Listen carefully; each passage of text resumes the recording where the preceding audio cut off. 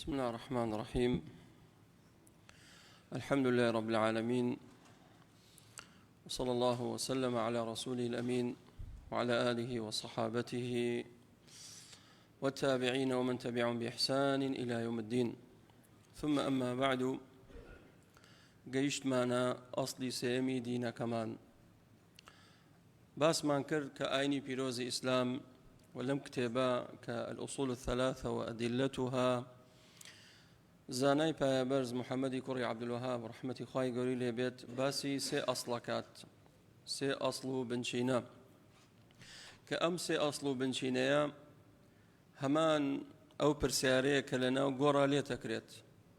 پرسیارت لێکرێت سەبارەت بە پەروەردگارت من ڕەبوک، ئەسڵی یەکەممان باس کرد معریفەت الله، و ئەسڵی دووەم وما دینک، دینی ئیسلاممان ڕوون کردەوە بتفصيل.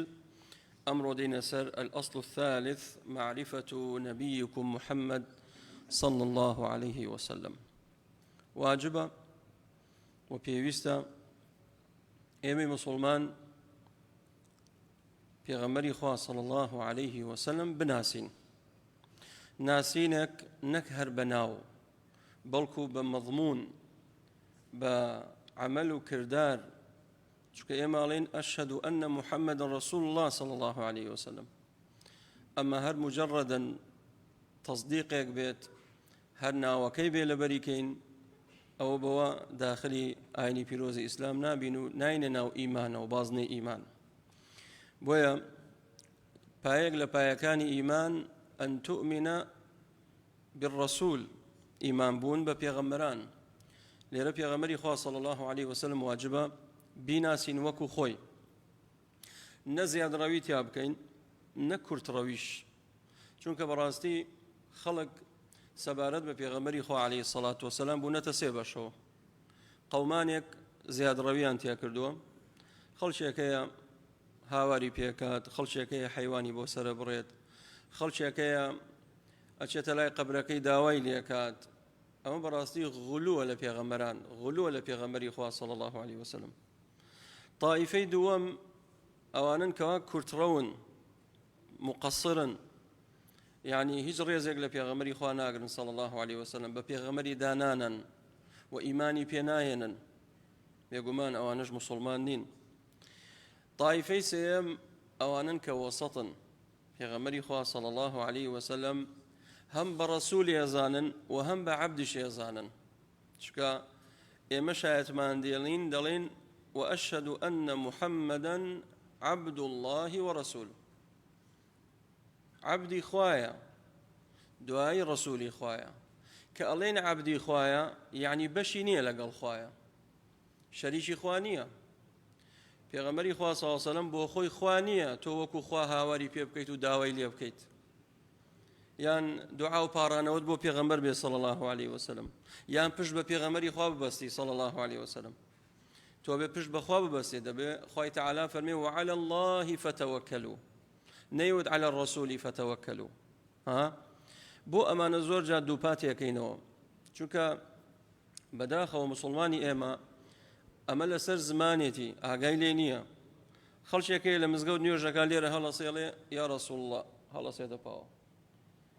لەناو ئیش و کارەکەیە کاتێک ئەڵێ پشت بەخوا ببەستە بڕۆ پێیە، ئەڵێ یاڵا تەوەکل بەخوا پێغەمبەری خوا صلی الله عليه وسلم. خەلەلەکە لێرەیە. خوای تەعالی فەرمێ وعلى الله فتوكلوا، بەس پشت بەخوای گەورە ببەستن، بە کەسی تر نا. کەواتە ئێمە دەبێت پێغەمبەری خوا بناسین صلی الله عليه وسلم، عەبدە بەشینیە لەگەڵ خوا و ڕەسوولی خوایە، بێڕێزینایە بەرامبەر بکەین. کە دەڵێن ڕەسوولی خوایە دەبێت بە قسەیکەین، دەبێت شوێنی بکەوین، دەبێت سونەتەکانی جێبەجێ بکەین. ئەمە ضرورە بەڕاستی. ئەمەش بە تایبەت لەم مانگە خەڵکێکەیە بەداخەوە ئەوە نەتێگەیشتووە لە مەحەبەت و خۆشویستنی بۆ پێغەمبەری خوا صلی الله عليه وسلم بە چکلێتێک، بە پاقلەوایەک، بە شەربەتێک، بە هەرا و هۆسەیەک لەناو بازار یان لە هەندێک مزگەوتەکان ئەکرێ عەلەمبازی و ئەم شتانە. چییە کاکە؟ وەڵا پێغەمبەری خوا صلی الله عليه وسلم لەدایک بوو ئێمە ئاهەنگە ژێڕین. کاتێکش تەماشای خۆیەکەی، تەماشای عائیلەکەیەکەی، تەماشا مناڵەکانیەکەی، سێرەکەی سنتي پێغەمبەری خوا صلی الله علیه و سلم ڕەنگی نەداوەتەوە لەو ماڵە. یعنی ئێستا ئەگەر لە مزگەوتێکە ئیعلانی مەولود بکرێت بڵێن کاکە خواردنێ فەرمون ئامادە بن، چەند کەس ئامادا بێ؟ زۆر. دەی هەرە خەڵکە زۆری کە دێن بۆ خواردنەکە بۆ نوێژی بەیانی بزانام کەسیان نەبینی. لە کاتێکە پێغەمبەری خوا صلی الله علیه و سلم ئامادەی نوێژی بەیانی بووە، ئامادە بۆ پێنج فەرزە لە مزگەوت. ئەگەر تۆ پێغەمبەری خوات خۆشەوێ صلی الله علیه و سلم وەرە شوێن طریقەکەی ئەو بکەوە، ڕێبازی ئەو چۆن بووە، چۆن عیبادەتی خوای کردووە، سنەتەکانی چۆن بووە، ئەقوالی، ئەفعالی، تەقریراتی، صفاتی. ئەمە دەبێ بەڕاستی ڕنگ بداتەوە لە ئێمە، بەڵام نابینین وەکو پێویست ڕنگ داتەوە. پێغەمبەری خوا صلی الله علیه و سلم لەگەڵ خێزانیا چۆن تەعاملی کردو، لەگەڵ دۆستا چۆن تەعاملی کردو، لەگەڵ دوژمنە چۆن تەعاملی کردو. تۆ دەبێ وەکو پێغەمبەری خوا بی صلی الله علیه و سلم. ئەمما لە ساڵێکە تو بێی سینیە پاقڵاوەت هاوردو، چکلێتێکت هاوردو، وەڵا ئەمە مانگی مەولودە و نازانم چی، و پێغەمبەری خوامان خۆشەوێ صلی الله علیه و سلم لەو لاشەوە بەرتی لە خوا، ڕەشوا خوا، حرامە خوا، غەیبەتەکە، بوهتانەکە، درۆەکە، لەوانە هیچی ناوەستێتەوە. یعنی وای لێ هاتۆ بەس لە ساڵێکە پێغەمبەری خوا صلی الله علیه و سلم جارێکی لە بیرە و هەنێ پاقڵاوە لقوم و کۆتایی هات. ئەمە بەڕاستی ئەمە نەفامیە، ئەمە جەهالەتە. ئەگەر ئێمە تحقیقاً کە بڵین پێغەمبەری خوا صلی الله علیه و سلم ڕەسوولی خوایە، دەیوەرە دەبێ شوێنی بکەویت. شوێنی کەوتی بەڵێ زۆر چاکە، چونکە خوای تەعالی فەرمێ فاتبعوه قل إن كنتم تحبون الله فاتبعوني يحببكم الله. ئەگەر ئێوە ڕاستەکەن ئەم ئاەتە پێوتێ ئاەتی میحنە، هەر کەسێک ئێوەی ئیمانەکەی خۆی تاقی کاتەوە با لەم ئاەتەوە دەست پێ بکات. دەفەرمێ قل إن كنتم تحبون الله فاتبعوني يحببكم الله. ئەگەر ئێوە ڕاستەکەن خواتان خۆشەوێ وەرن شوێن من بکەون، واتە پێغەمبەری خوا صلی الله علیه و سلم، ئەو کاتە خوای گەورەتان خۆشەوێت، ئەو کاتە خوای گەورە ئێوەشی خۆشەوێت. يحبهم ويحبونه لو كان حبك صادقا لأطعته إن المحب لمن يحب مطيع. ئێستا گەنجەکانمان بۆ زۆر جار فارینەیەکەکەنە بەریان ڕۆناڵدۆ و میسی و نازام چی، ئەمەندە ئەو لەعبانی خۆشەوێ لە خۆشەویستیە فارینەکەی کڕی کاتە بەری تطبیقێکات بە عەمەلی. ئێمە شەڵین پێغەمبەری خوامان خۆشەوێ صلی الله علیه وسلم، لە لیباسە وەک ئەو نین، لە قسەیە وەک ئەو نین، لە هەڵسوکەوت و تەعاملە وەک ئەو نین، بەڵام لە پاقڵەوایەکە لە چکلێت خواردنێکە ئەوە کانتر هەمووی دەستی لێ بشۆ. تەماشای ماڵ و منداڵێکی ڕوت و قوتە، تەماشای کچەکەیەکەی ئەچێ بۆ کولیە ڕوت و قوتە. باشە ئەی کوا سنەتی ڕەسوڵ الله، کوا دیندارێتی، کوا ئیسلام، کوا محەممەد صلی الله علیه وسلم، ئاوا پێغەمبەری خوا ناسیە صلی الله علیه وسلم. بۆیە بەڕاستی ئەمە جەهل و نەفامیە، دەبێ ئاگادار بین. سەرەتا ناسینی پێغەمبەری خوا صلی الله علیه وسلم لەوە دەست پێکا وهو محەممەد بن عەبد الله بن عەبد المطلب ابن هاشم. ئەمە نەسەب و ناوی پێغەمبەری خوا صلی الله علیه وسلم. واجبە بزانی ناوی چییە، ناوی محەممەد صلی الله علیه وسلم.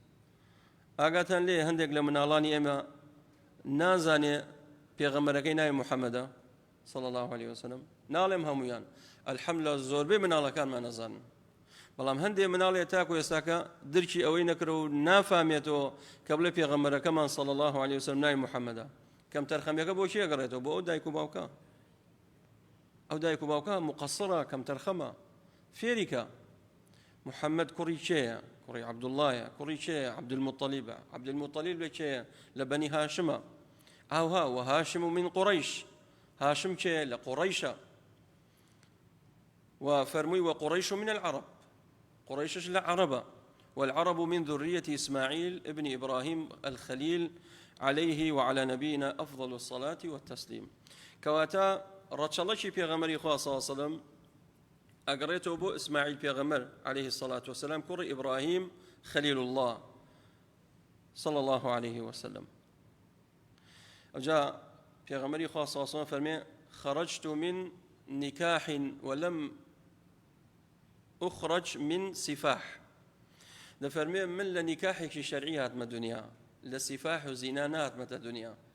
بويا همورة شلشي بشتا وبشتي بيغمري خوا صلى الله عليه وسلم هەتاکو ئیبراهیم یەک پیاوێکی تیانە بۆ داوێن پیس بێت نابێت دەبێت نەسلی پێغەمبەری خوا صلی الله علیه و سلم مبارەک و پاک بێت یعنی چەند پشتەکە ئەو هەموو پشتە هەمووی بخوێنەوە لە تاریخایە پیاوێکی تیانە بۆ بەڵێ تیا هەبووە موشرێک بووە تیا هەبووە بتی پەرستووە بەڵام تیا نەبووە زینای کردبێ و داوێن پیسی کردبێت بۆیە پێغەمبەری خوا صلی الله علیه و سلم لە نەسلێکی مبارەک بووە صلی الله عليه وسلم وله من العمر 63 سنة پێغەمبەری خوا صلی الله عليه وسلم 63 ساڵ تەمەنی بووە صلى الله عليه وسلم منها 40 قبل النبوة لا چل سال پێشەوەی نبوەتی بۆ بێ وحی بۆ بێت چل سال تەمەنی کرد صلى الله عليه وسلم بۆ حتى إذا بلغ 40 سنة إنسان کە گەیشتە ناو چل ساڵ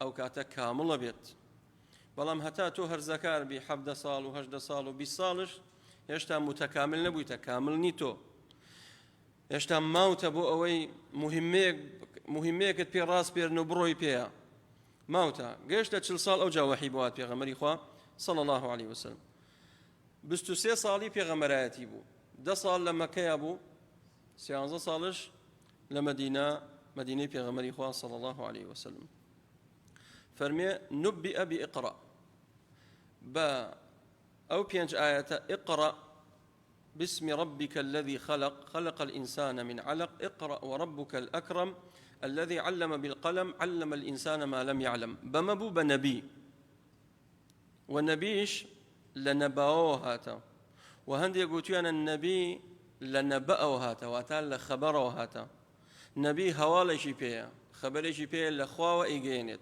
وحي بودت وحي بوهاتو بلام هشتا أمري بيه نكرا وتبليغي كات بۆیە 6 مانگ پێغەمبەری خوا صلی الله علیه و سلم هەر نەبی بوو لە ئەشکەوتی حیرا لەوێ جوبرائیل هات بۆ لای فەرمووی ئیقرأ بخوێنە قال ما أنا بقارئ من خوێنەواریم نییە پێغەمبەری خوا صلی الله علیه و سلم ئومی بوو هەتاکو دووەم و سێم پێوت ئیقرأ دوای لە جاری یەکەم و دووەم و سێم بوشی ئەو جابەریدا فەرمووی ئیقرأ باسم ربك الذي خلق الإنسان من علق اقرأ وربك الأكرم الذي علم بالقلم علم الإنسان ما لم يعلم پێغەمبەری خوا صلی الله علیه و سلم یەکسەر ترسا چونکە بینی نەناکاوێکە کەسێک کاتە ژوورەوە کە جوبرائیل سەلامی خوای لەسەر بێت 600 باڵی هەیە ئێتۆ وەرە ناکاوێکە ئێستا لاوە مزگەوتەدا نیشتویتە فریشتەیە بێتە ژوورەوە 600 باڵ هەمووی دێتەوە ڕۆ حەقیقەتەن ترس ناکە پێغەمبەری خوا صلی الله علیه و سلم یەکسەر لەرز گردی چووە ماڵەوە قال دثروني دام بوشن خواهي تعالى آتي داقل قال يا أيها المدثر قم فأنذر وربك فكبر وثيابك فطهر والرجز فاهجر ولا تمنن تستكثر ولربك فاصبر فرمي أيو كسيك وخود دا بوشي ولا بنبتاني لرز قرتيتي ما ترسى هستا باوا قم لە دوایەوەی کە پێغەمبەری خوا صلی الله علیه و سلم هەستایە پاوە پێغەمبەری خوا صلی الله علیه و سلم چۆ داوای کرد و بانگەوازی قەومەکەی کرد دانەنش تەقاعوس کات و بڵێتەوە ئەو منەقم نییە مەیدان چۆڵ ناکا بۆ دوژمنان قم فأنذر ئینذاری خەڵکەکە بکە قەومەکەت ڕاچەڵێکێنە بیان ترسێنە بە هەڕەشەی خوا بەسەیتر بتپەرستی بەسەیتر شەخص پەرستی دەبێ ئەو خەڵکە بێن خوای گەورە بپەرستن بە تاق و تەنها پێغەمبەری خوا صلی الله علیه و سلم 13 ساڵ لە ناو مەکە داوای کرد بۆ تەوحید و خواپەرستی فەرمی وبەلەده مەکە لە شاری مەکە مەکەی پیرۆز لەوێ 13 ساڵ پێغەمبەری خوا صلی الله علیه و سلم خەڵکەکەی بانگەکرد بۆ کەلیمەی تەوحید لەو 13 ساڵە هەر کەسێک مسلمان بووە ئیمانی بە هاوردایە بیوتایە ئەشهەد ئەن لا ئیلاهە ئیلا الله وئەنەکە ڕەسوول الله ئەچووە بەهەشتەوە کە بمردایە لە ماوەی ئەو 13 ساڵە هێشتا کە نوێژ فەرز نەبووە چونکە نوێژ بەر لەوەی پێغەمبەری خوا صلی الله علیه و سلم هیجرەت کا بۆ مەدینە بە 3 ساڵ یاخود هەندێک لە زانانە فەرمون بە 2 ساڵ نوێژ فەرز بوو هێشتا نە ڕۆژوو فەرز بووە نە نوێژ فەرز بووە نە زەکات هیچ نییە ئەحکامەکان بەڵام باس تەوحیدە جەختەکاتۆ لەسەری ئەچووە ناو بازار ئەچووە ناو قەومەکەی ئەچووە ناو عەشیرەتەکەی هەموویانی کۆ کردەوە پێغەمبەری خوا صلی الله علیه و سلم بۆیە 13 ساڵ لەسەر کەلیمەی تەوحید بوو ئێمەش ڕەنگە جارێ دوو جار لە خودبە باسێکین خەڵکی بڵێ وەڵاهی عەرێقاکە مامۆسانەی بڕێەوە کاکە تێگەیشتین تەوحید یانی چی ئەوە تا پێغەمبەری خوا سەڵام 13 ساڵ باسی کەلیمەی تەوحیدی کردو لا ئیلاهە ئیلا الله زۆر گەورەیە نوح عەلەیهی سەڵات وەسەلام 950 ساڵ باسی کەلیمەی تەوحید دەکا و بێزارش نابێت لەگەڵ ئەوەشایە ئازار و ئەشکەنجەی لە نانی قەومەکەیەوە بۆ نوح زۆر بوو واش وازی لە کەلیمەی تەوحید نێنا بۆیە ئێمە زۆر جا دووپاتێکەکەین لە محاضەڕەکانمان لە خوتبەکانمان داوای پێغەمبەران لەسەر ئەوە بەردەوام بوونە ئوسوڵیان ئاوها بووە بۆیە دەبێ بەڕاستی خەڵکەکەش لەسەر ئەوە بەردەوام بن بعثه الله بالنذارة عن الشرك كهات خەڵکەکەی وریا کردەوە لە شرک گەورە و بچوشی خەفی ئەوەشی کە شاراوەیە نادیارە ئەوانە هەمووی لە کاتی خۆیان باسەکەین وبالدعوة إلى التوحيد دعوة بانغوازكي بو كلمة توحيد وخوا فلسطين والدليل قوله تعالى يا أيها المدثر أيو كسيكا خود دا بوشيوا باني خود داوا قم فأنذر هستا بيجينا انذار قومكتك وربك فكبر يعني عظمه بالتوحيد واتا پروردگارت ببرز دابنا برز بين نرخينا خواي پروردگار بچي بتوحيد وخوا پرستي هر کەسێک تعظیمی خوای گەورەی ئەوێت با بڕۆ لە تەوحید و دەست پێ بکە وەڕەبەکە فەکەبر وەثیابەکە فەطەهر با جلەکەت پاک بێت یان جلەکەت خاوێنکەوە ئەمە دوو تەفسیری هەیە تەهارەتی معنەوی تەهارەتی حسی کە جلمان لەبەر بوو دەبێ خاوێن بێ بۆ نوێش کە جلمان پیس بوو نوێژمان قبوڵ نییە ئەمە تەفسیرێکی تەفسیری دووەم لیباسی باطن واتا دڵ و دەروونمان دەبێ پاکەینەوە بۆیە فەرمووی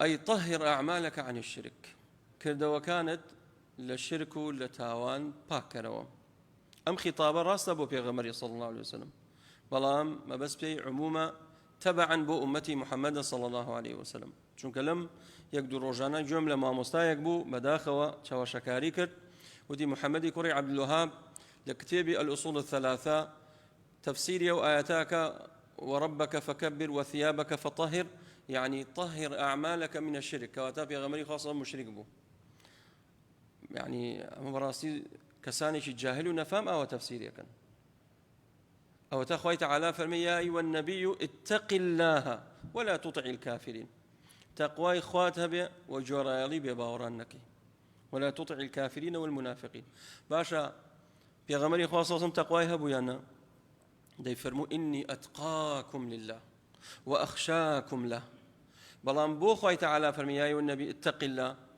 چونکە خیتابی وحی بۆ پێغەمبەرە صلی الله عليه وسلم ئەمە ئەصالەتەن چونکە ئەو ڕەسوولی خوایە مەبەست پێی کێیە ئومەتەکەیەتی صلی الله عليه وسلم ئەفەرمێن لئین ئەشڕەکتە لەیەحبەطەن عەمەلوک أي محمد صلى الله عليه وسلم واتا أمتكشي بدوائي أجر بيتو الشريك بو خواي جورا قراردن أو هاتشي كردوتاني بطالة بيتو بوشلا بيتو كوتايدت بو نجم بلي والله في غمري خاصم توشي كفر الشرك بو والعياذ بالله أما براسي خلقان يكن نزانا بقواعد تفسير ونزانا باللغة زماني عربي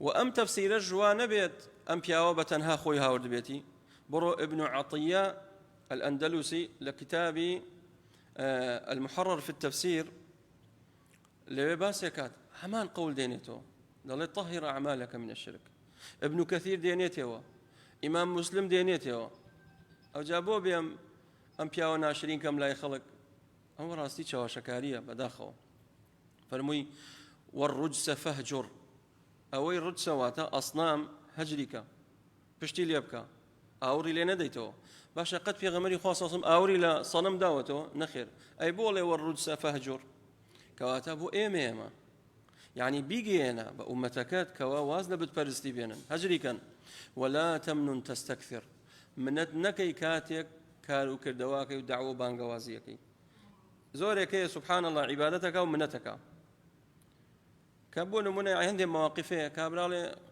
باشتر بين كوركا كبو چی مان هيا هیچ مان نیه بو خوای گول لمن خوش نابي ها سيو منتا او ني يجيبو كاين او ني برجو بين او ولا تمنن تستكثر پیغمبر خدا صلی الله علیه و سلم فرمو هیچ کەسێک بەکردەوەی خۆی ناچێتە باشتەوە. بۆیە یعنی منەت نەکەین بڵێن وڵا ئەومانێ وتیا یا ڕەسوڵ الله خۆتش فەرمووی بەڵێ منش مەگەر ڕەحمی خوای گەورە نەبێ من چیم بچمە باشتەوە؟ ناچمە باشتەوە. بەکردەوەی خۆمان ناچینە باشتەوە بە ڕەحمەتی خوا، چونکە ئەو کردەوانی کەوا ئێمەیکەین هیچ نییە لە بەرامبەر ڕەحمی خوا. بۆیە فەرمی وەلا تەمنن تەستەکثر وەلیڕەبیکە فەصبر. ئەی محەممەد صلی الله عليه وسلم سەبر بگرە، ئارام بگرە، ساحە چۆڵ نەکەی، پشوت درێژ بێت. فەرمووی یا ئەیوە المدەثر. بەچی دەست پێ کرد پێغەمبەرایەتەکەی؟ بە ئیقڕا، بخوێنەوە، بانگەوازی خەڵکە. کە بانگەوازی خەڵکت کرد فەرمووی قم فەئەنذر، ئینذاری قەومەکەت کە. قم فەئەنذر پێویستی بە چییە؟ پێویستی بە سەبر و تەحەمولە. ئێستا ئەوەی کەوا بانگەوازی و داعوە و ئەواکات وا نەزانیەوە هەموو خەڵکت یەک گوڵێداتێت فەرشی سووری بۆ ڕاخن. ناوەڵڵا خەڵکێکەیە بوهتانت بۆکە، خەڵکێکەیە باستەکە، خەڵکێکەیە لەعەلەتە ڕوا، خەڵکێکەیە ناشرینتەکە. پێویستی بە سەبرە، پێویستی بە مثابەڕەیە، کۆڵ نەدەی وەک پێغەمبەری خوا صلی الله عليه وسلم. خۆ خەڵکە وایە سوبحان الله، لە هەموو سەردەمێکە وایە خەڵک. بۆیە پێویستی بە سەبرە. دوعات، بانخوازان، پێغەمبەران، پیاوچاکان دەبێت سەبر و ئارامیان هەبێ بەرامبەر بە قەومەکانیان. چونکە هەر ئەو خەڵکە ئەبینیت سوبحان الله هەر یەکە و دڵێکی هەیە، هەر یەکە و معدنێکە، هەر یەکە و مووقفێکی، هەر یەکە و هەڵوێستێکی، هەر یەکە و بەرنامەیەکی هەیە. تۆ دەبێت داعی، دەبێت ئەو هەموو خەڵکە دەبێت چۆن ئیداریانەکەیت وەکو پێغەمبەری خوا صلی الله عليه وسلم ئیداری ئەو خەڵکە بکەیت. جێقەڵدانە دووشک نەبێ، قسەت ناخۆش نەبێ، هەوڵی خەڵک بێنی، خەڵک بینیتە ناو مزگەوت، خەڵک ڕاکێشی بۆ ناو ئیسلام، تەوحید بکەیتە ناو دڵیانە، خوای تەعالا خۆشەویستکەی لایەن، پێغەمبەری خوا صلی الله عليه وسلم خۆشەویستکەی لایەن. ئەمە گرینگە بەڕاستی. تا ئێرە ئینشاءالله بەس بێ، ئینشاءالله بۆ هەفتەی داهاتوو تەکمیلەیەکەین. والحەمدولیللاهی رب العالمین وبارك الله فيكم.